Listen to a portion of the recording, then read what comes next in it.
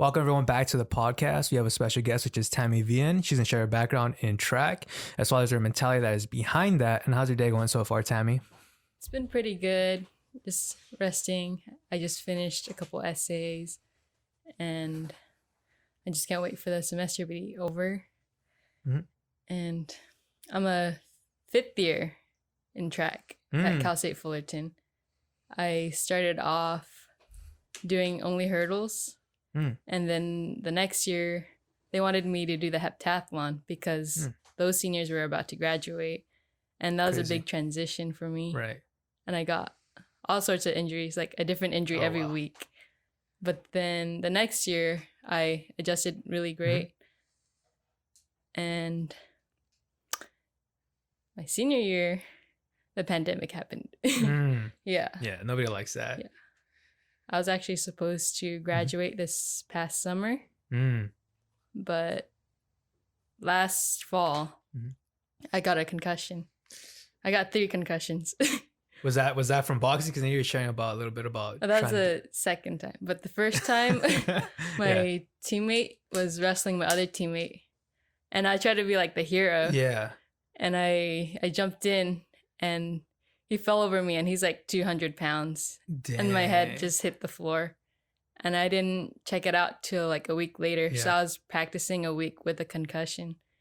And that hurt me a lot in class. You were mentioning about the wrestling. Was there like an argument or dispute? Oh, no, they're just like messing around. They're just like playing around, yeah. That's crazy. You're mentioning the track. Like, what got you started to even go on that journey of just like, okay, I want to try this out and then try it? Because I know track is a very big sport. There's like different things you can do on there. But what kind of got you started with just, okay, I'm going to pursue that in Fullerton? Well, when I was little, I enjoyed running. And then I never did a sport till I entered high school. So I decided to join track, and I was able to jump over my couch. Oh, wow. Yeah. Okay. So that made me start to get into hurdles. And I just turned out to be good at that. And I just excelled from there. And my coach really wanted me to get a scholarship and go to a college to compete for track. And I did that. That's dope. Yeah, and you were mentioning too of an injury that happened. You transitioned from going to hurdles to something else, right? Was that too fast? The heptathlon. Yeah. It was very different because hurdles is just like one event, but then the heptathlon is just 7 total. So I never did any throwing or jumping. Yeah. So then like my muscles were never used to those types of movements, and that's why I got injured. And what do you need to do to prepare for those kind of, you say it was what was it called? A triathlon or was? Heptathlon. Man, it's so hard to say that. I'm going to try to avoid saying that, but you're saying like, what is the preparation behind that? How long does it take? Like a few weeks to transition into that? Practice every day. Like sometimes I practice from like 11:30 to 4 p.m. Oh, shoot. Yeah, it's really tiring. You know, you're mentioning about the scholarship, and I think it's great that you're able to get into Fullerton. Do you feel like it's compensates for what you're doing in regards to doing track? And then I know that's more like a full-time job because you have to put a lot of your time into it. It really is. But I really enjoy like the people I meet on the team, and I think it's really worth it. Yeah. And I was going to say, what is your pursuit after you graduate as well? Because I know you had to postpone. COVID was just something that paused everybody on it. But what's something you want to do after you graduate? I'm not sure yet. I did think about being a police officer, but like after everything happened, like the Black Lives Matter movement, and I was not so sure about that. But I know there does need to be a change in the criminal justice system. But I know for sure that I want to do boxing after because like working with Jesse, he really thinks I have a shot at being pro. Shout out to Jesse. Yeah. I know Jesse's he's a great teacher and also just like a great student as well in boxing. So I think that's a great thing that you should pursue. And what training do you feel like you're doing right now to prepare for boxing? I just basically train with them whenever I have free time. And that's about it, honestly. Very cool though. But I do see that definitely since you are in track, you do have the conditioning, and I'm sure that you also can easily find a weight class because you don't have to deal with having to drop so much. So I think it'll be awesome to see you doing boxing and then see you accumulate your knockouts there. But I did want to ask you as well. I know we were talking earlier even before the podcast about even relationships and things like that, of like you being of the Asian culture, like the difficulty of having to date someone else outside of your culture. Why is there that difficulty there? Like, as an Asian American, we always like put what our parents think first instead of ours, and that makes it difficult for me to do what I want to do, Right. because I'm just trying to respect what they want. But sometimes you can't do what they want because it may not make you happy in the end. Yeah, so it's like they might give you a hard time for pursuing that, right? Mm-hmm. That's crazy. You think it'll be easy to have a conversation about that if you were to just talk to them about dating someone outside of the culture? I think it would be better, just so like they get a heads up, and maybe it would take time for them to get used to, but I never know what they would expect. And you did have, I know you were sharing too about like a recent like heartbreak and things like that. How was that healing process for you? Well, I wasn't like in a relationship. I've never been in a relationship before. And me and this, she's a girl. Yeah, we just started off as friends, but then like, okay, my best friend was talking to that girl. Okay, gotcha. Yeah. Yeah. And then like, I don't know what happened to them, but then they didn't end on good terms. And then that girl, I don't know, she just wanted to know how I was, and then she started talking to me, and I caught feelings. Caught the feels. It was like a lot. Yeah. And like, we're just very flirty with each other. And it was like nothing I've had with like my past crushes. Like it seemed more intimate to me. Yeah. And then I wasn't going to hide it from my friend, but then she brought it up and she was really upset. Dang. Yeah.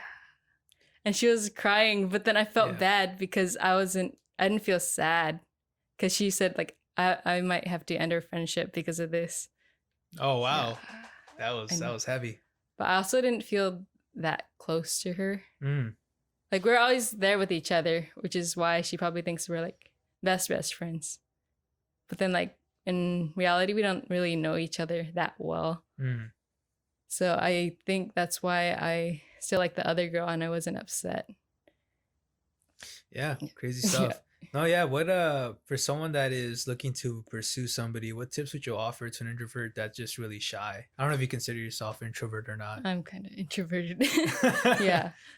Just clear communication.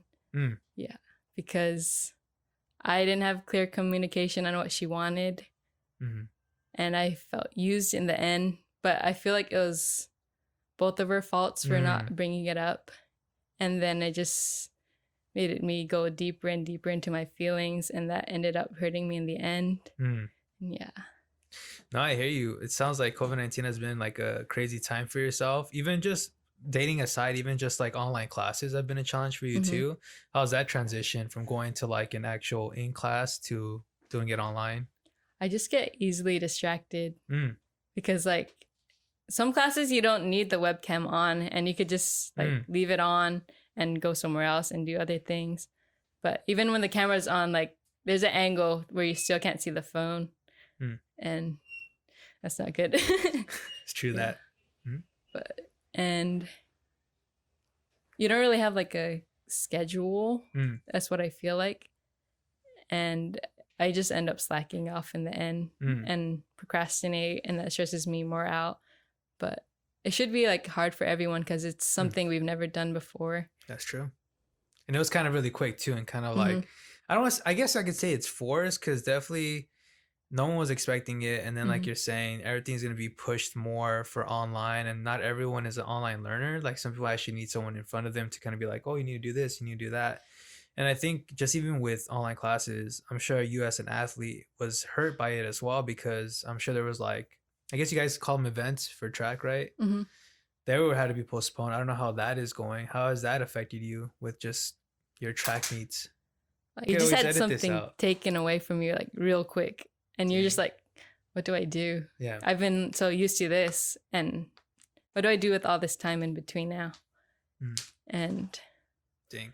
like we can't really go to practice because of like social distancing. Mm-hmm. We can't be all together, and that's really difficult. Are you guys practicing like separately? Is that what's happening Oh, right right now? now we are. It's like twice a week, Yeah. and we have like a set time, and we have to clean everything off afterwards. So weird. Just a time, just like not everyone getting together, especially the group competitions. I can only Mm. imagine like basketball and football not really being able to meet. But what a mentality would you have just facing this whole COVID-19 that you had to adopt for yourself? Just try to enjoy the moment, Mm. honestly, because maybe you might regret it in the future. Mm. And just I don't know where I'm trying to go with this. Just like stay strong in general, because it's really hard. It's really hard to adjust still after all that. Yeah. And what do you feel is like the most challenging aspect of COVID-19? I don't know, just finding something to do, because you just have all this time. That's true. Yeah, like in the beginning, I was slacking a lot. Like I slept at 7 a.m. I woke up at 2 p.m. Remember that? It was so bad. And I was like, and that's like when Yeah. Animal Crossing came out, and I played that for like Animal hours Crossing. and Okay. hours. But I finished all my classes, and I'm happy about that. That's crazy. I was just thinking of having things to do because it's easy. Like I always say, it's been an extroverted world that we come from, and now that everything's been slowed down, you're set to make your own schedule. And I think it's cool that I remember till the lockdown back in late March when I was shutting down, it was really like kind of dramatic. But I'm happy to hear at least that coming out of it towards the end of the year that you're still able to do your classes online and make these adjustments. And even with track, you still find something positive to come out of it. I want to ask you, like, what was your mindset in track when you were competing? Just don't do things just to do it. Like you need to set an intention on what you're doing. Right. Yeah. Like sometimes when people do drills, they just do it. But then for me, I think like use this muscle. It'll like stimulate the muscle for the competition. And I try to make the best out of every race. And I've been working on trying to be more confident in myself, because before I like sometimes I see like a USC athlete and I'm like, whoa. But then in the end, I'm also a D1 athlete, and I have the potential to be up there as well. And that's what I've been trying to work on. Crazy. I was just thinking of, you were mentioning the confidence part. Yeah, when you see the big names like USC or UCLA or whatever, you're kind of like, oh, they must have been getting paid or sponsored, like a big deal or something like that. But I'm glad that you're finding your confidence. What got you started on searching to be like, okay, I am Tammy, I am D1, I am one of the best? Like, what made you have that confidence? Like my junior year, I was supposed to go to a conference, which is like everyone in our conference competing to score, and we win like a trophy for our university. And I was kind of upset that I wasn't able to qualify, but I should have, because in my race I probably ran the fastest of that time of that event. Yeah. And they ended up not timing it, and I think that's why I wasn't able to go. Wait, they didn't wait, so somebody forgot to time it? Like, yeah, legit? They forgot to A professional time the race. But and I haven't broken that record since high school, so I was really upset. And then the next race I had that day, I ran that really well, so I knew that other race was really fast. So that made me want my senior year to end up like with a bang. But then COVID happened. Like I was doing everything really well. But crazy. Yeah. That's great that you were able to find that in your junior year. And then you were mentioning too, trying to figure out what you wanted to do post, graduation. What are you currently going to school for right now, if you don't mind me asking? I'm a kinesiology major, and I added criminal justice minor this past Oh, that's summer. where the police thing came in, right? That you were thinking about doing, Hmm. but then this whole Yeah. back in June happened. That was actually, when I think about it, like pretty terrifying time. And if you were to suit up for that, it's not. It's almost like the job is looking frowned upon because of the stereotypes. But I'm glad to hear that at least you were trying to go in that direction. And then kinesiology, were you trying to be someone like a physical therapist or anything like that? I came in thinking I'd be a physical therapist, and then I took an intro class, Yeah. and I found out that it wasn't for me because they're like, oh, you have to do all this paperwork. And I think I'm more like of a hands-on person. And you would think it's hands on because you're Yeah. doing. Wow. You were saying about the paperwork and. Well, I just like doing handy things like Mm, this past summer, my aunt moved houses, mm, and I was like building stuff for them, and I like doing mm. stuff like that. So can you see yourself maybe doing something to this? Because what I was just thinking when you're saying building stuff, are you more on the side of like furniture? What kind of creations do you make or are passionate about? Just find like these pieces, and then you just make something, and you're like, wow, I made that. That's what I Mm. think. But that's cool. I feel like there could probably be different avenues for you to pursue something down the road and creating something, especially now there's YouTube or different things that you could even film yourself doing these cool projects and then just putting it up there for the world to see. I think people would pay to see you do your passion, which I think is super awesome that you brought up. And yeah, going back to the track, how was the dieting that you had to kind of deal with, which I'm sure it sucked. I can imagine. I remember my freshman year, my Yeah. sprints hurdles coach, he wanted me to drop 10 pounds. Oh, what the? Yeah. What were you weighing at that time though when he was asking you like to Mm, drop the 10 pounds? he'd be like 138. And Oh, so I Jesus. ended up dropping that a lot. And I remember he got mad that I drank milk because I think he says like it has a lot of sugar, and he just, Yeah. he just kept getting upset and bringing it up in like future conversations. But But that's how you got yeah. your vitamin D, right? And I mean, that's one source of vitamins. But I guess, like you're saying, along the lines of like, I'm just thinking that's crazy that you even something that's so small like that was restricted from you. Did you also have like a strict something you had to eat every day, like chicken and broccoli or anything like that? Just chicken and rice, honestly. Oh, dang. It's like basically healthy. Sometimes I eat a little cookie if I feel like it. A fraction of it. Yeah. But Yeah. I actually like eating it though. Like I just like my body feels a lot Mhm. better compared to high school. Like high school I could eat like Yeah. hot Cheetos, but then now when I eat it I just feel like throwing up. Eating like gummy worms, I want to throw up. But I feel like my body has changed a lot, Mm. like my metabolism, and it's a lot. That's crazy. And I'm just thinking too, like just from you transitioning to high school track to college, did you have to do any mentorship when you were helping people coming into college or high school to like show them the ropes in track? Mm, I like the visitors, like like Oh this. no, people that are on the team that like new people coming onto the team. Recruits. Yeah, recruits and stuff like I that. had one recruit, but we didn't talk that much. Mm. But she didn't end up going to our school. But then we usually have our other athletes handling it. Mm. So I wasn't the one doing it most of the time. Gotcha. And even the people that did come into, like, say, the Fullerton team, how was it just like building the chemistry? What tips would you offer to people that need to connect with others? Because I know it's a team sport, so I'm sure you want to be able to vibe with others. What helped you connect with other people on the team? Mm, like just honestly just getting to know each other, be comfortable, don't try to like gossip about each other. Mm.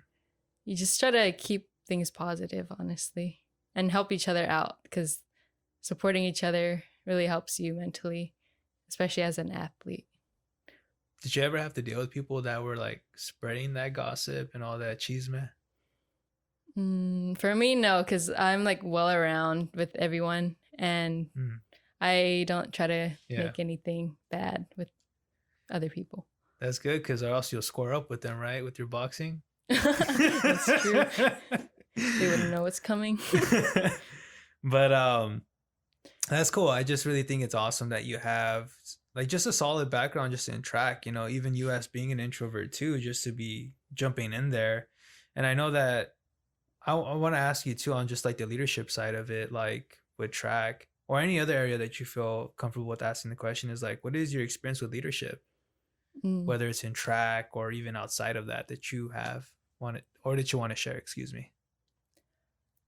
Oh, we just have to like set a good example for like the Mm, newcomers, because like one of our captains, he was always like, I'm not gonna do that. And then like if the younger athletes see that, they're gonna think it's okay. mm-hmm, And like he would sometimes like cut the warm-ups, and then you're not actually doing what you're supposed to do. And I mm, feel like that would impact you as an athlete and your performance.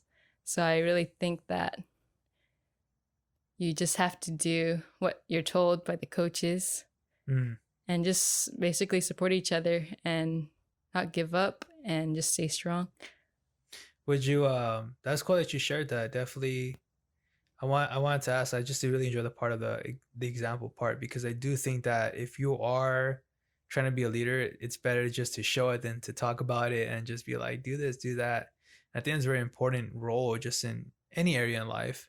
I think you're hitting on the nail there with just, okay, well, if you're gonna be claiming this title of a leader, then just demonstrate it, like you said, whether you're showing up on time for track or Mm-hmm. even your dieting.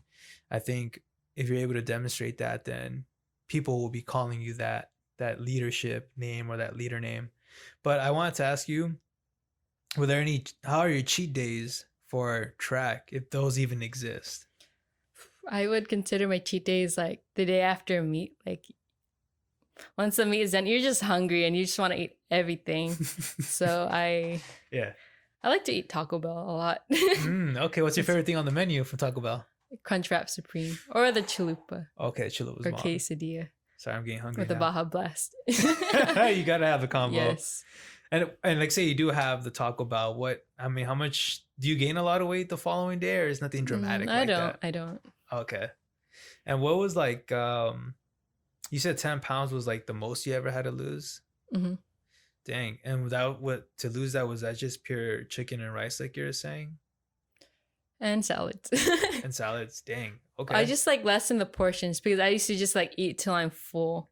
So your brain doesn't know that you're full until like minutes after. So I just eat like a Uh small portion, and then later on I'll feel it. would you Or say that like, because I know some people said chew your food and like take your time with it because it takes the body like they said 20 to 30 minutes to realize that Mhm. it's full or that it's no longer needs food. Yeah. Yeah, that's crazy. I'm just thinking too of, did you take any supplements to also like help yourself out with your performance? Mm, our weight room provided some supplements. I'm not sure Mhm. what they were, but I took it if I remembered to take it. Dang. And would you consider supplements part of like the whole food process, or that's totally separate? I'm not sure, honestly. Okay. I just took it because it was there. Gotcha. And how often did you have to run? Like how many miles to just maintain your conditioning? We don't calculate like Ah, the distances, but we hmm. just have like reps on reps, or What? just some days we work on technique.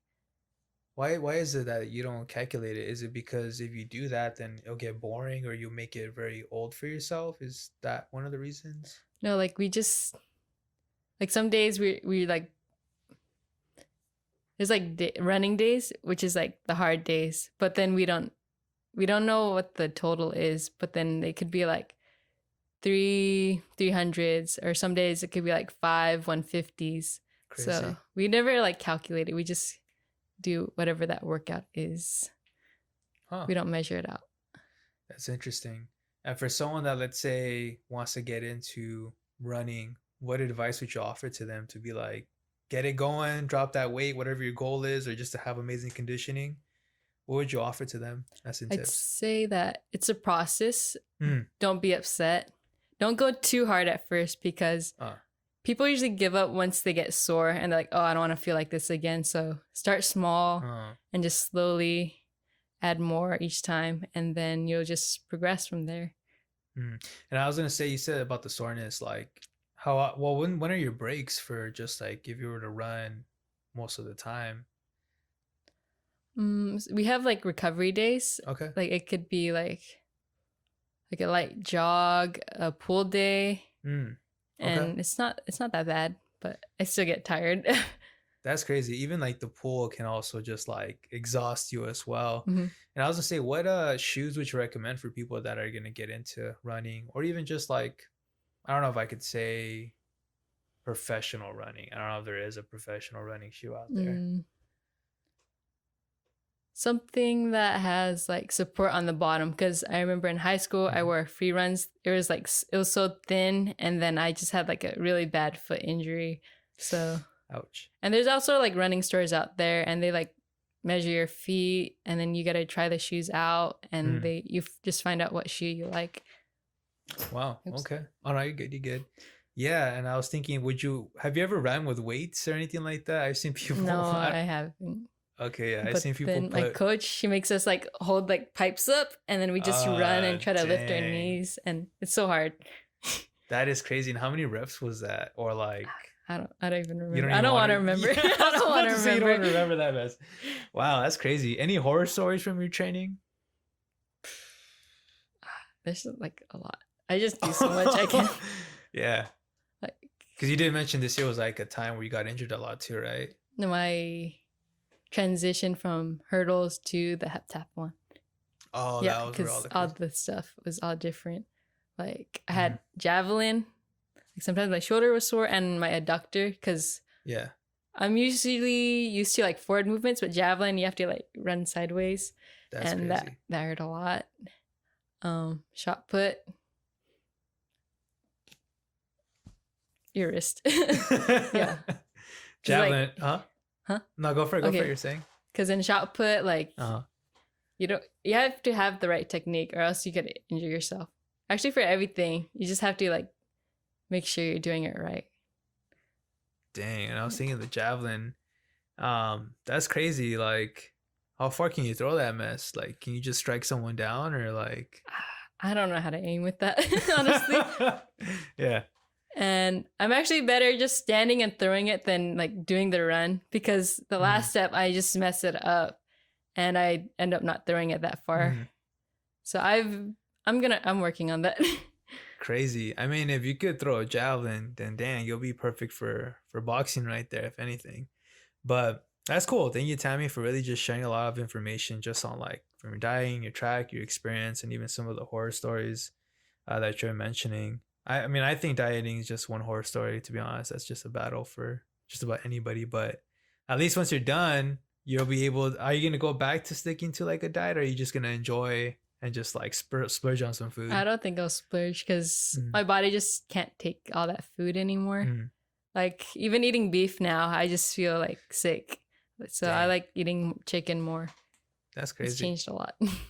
That's insane. And I know you were telling me that from high school, it was like gummy bears and all this other crazy stuff. But that's cool. And usually as we near the end of the podcast, I like to ask people this question. COVID-19 has been a crazy year for everybody. What do you feel is like the biggest lesson you've learned? Like you find out who you're really close to during this time. Like whoever like comes up to you. Like basically that. That's crazy. And why do you feel like that lesson came up? Was it just because people that you thought were like close kind of separated, went their own ways? I became closer with one of my friends that I haven't talked to in a while, and I'm really happy for that. Because like we're really similar, and being close like allows me to see how I am as well, and we're really trying to work on ourselves at this time. That's cool. Thank you, Tammy, for sharing that. I'm like, Tammy for sharing that. But any shout outs that you want to do for anybody that's listening to the podcast? My family, hey. My friends, my coaches, teammates, anyone who's come into my life, honestly, because I wouldn't be who I am now without those people. Well, thank you so much, Tammy, for being on here. I know it was your first time on the podcast, but you did awesome, I want to say, and just sharing all this knowledge with us. But that'll be wrapping up for the podcast. Till next time, guys. Thank you.